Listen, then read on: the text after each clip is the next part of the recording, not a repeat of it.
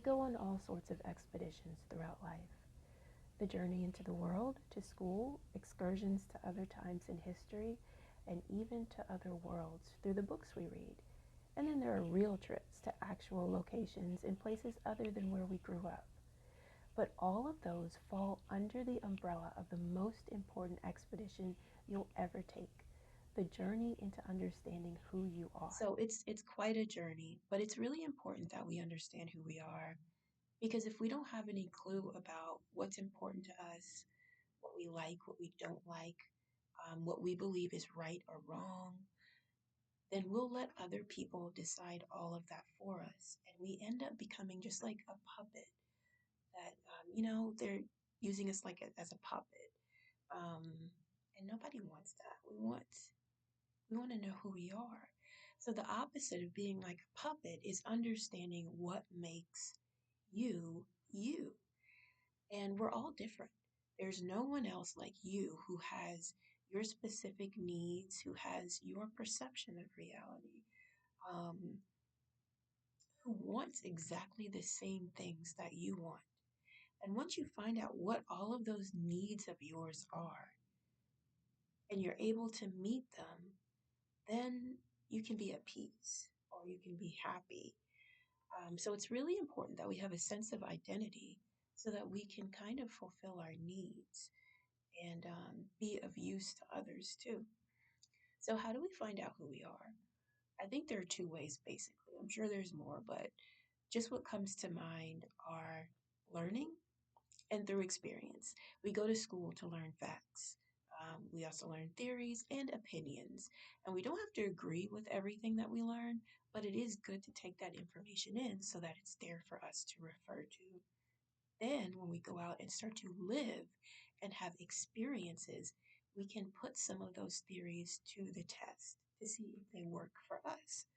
For example, I grew up with the philosophy that there's more happiness in giving than in receiving. But if someone like me grew up with that theory like I did, they may want to put that to the test to see if that philosophy actually works with them, for them. Is that something that they agree with? So they might plan to give a few days or something to give out a whole bunch of things. Like maybe they give food and clothing and all sorts of things to unhoused individuals. Or maybe they give a bunch of gifts to their friends and they see how that makes them feel. How do they feel about all that? And then they compare that with their birthday party or, I don't know, a graduation party or whatever, where they get a whole bunch of gifts. And then they kind of compare the two situations, and it's up to them to come to a conclusion about how that made them feel, what made them happier, and why. So that's part of how we learn about who we are. We put ourselves into specific situations and figure out what we like, what we don't like. We have experiences, we live. And then the philosophies that we come up with from those experiences become like guideposts in our life, that help us figure out or narrow down our sense of identity. Like something as simple as eating a peanut butter and jelly sandwich for the first time and then deciding I don't like peanut butter. That is part of who I am. Just little things like that. Now, one time, and this has happened not just once but many times. One time though, specifically I remember I had really bad tires and I was driving along on the interstate or the freeway, that's what some people call it. And I ended up skidding. I don't even know if there was water. I just skid and like spun in a circle and almost crashed into the median. It was a miracle, like I didn't hit anybody. That was scary and bad. I said that because similar things can happen on our journey of figuring out who we are.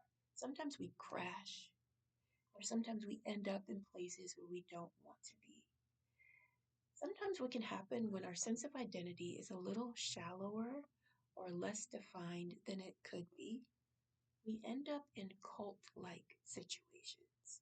And it doesn't necessarily mean that we have actually joined a cult, but we may find ourselves, and this happens to so many of us, with a group of friends or even a certain organization but more often than not, with a group of friends who start to dictate how we should dress, the types of clothes we should wear, the way we should speak, the way we should do our hair, what we should eat, how we should feel about this, that, and the other. And at some point, you may start to feel stifled. Why do I feel like I have to obey all these rules? Um, some things like that you may not agree with. Um, and you start to realize slowly that even though these people seem very accepting of you, they're only accepting of you if you meet their standards and you're realizing that your standards are very different from theirs. So when that happens, you may just be hit with the fact that you ended up in a situation where you don't want to be. And it can kind of feel like you've come to a crash in your journey. But that's okay. Like I said, I think that happens to most of us, especially when we're young, because we like to be accepted. And when a group of people accepts us, we're like, okay, I'll stay with these people for a while. And over time, time will tell whether or not those people are really where we belong or if they're not. And if you start to realize that you would have to change your identity to become, to stay with these people, you kind of get uncomfortable and you realize it's time to move on. And that's a good thing.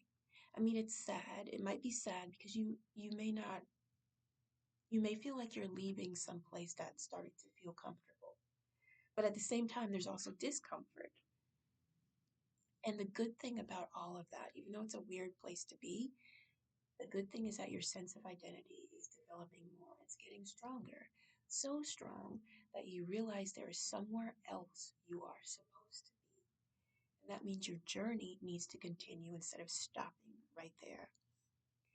So it's okay when things like that happen. You just need to keep traveling. And we thrive when we find out and accept who we truly are.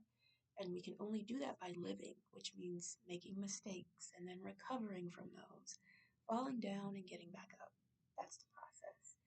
And by doing that process, repeating that process, or in other words, just living and experiencing new things, you're strengthening your sense of identity and coming into your own. And that is what makes you a very strong and powerful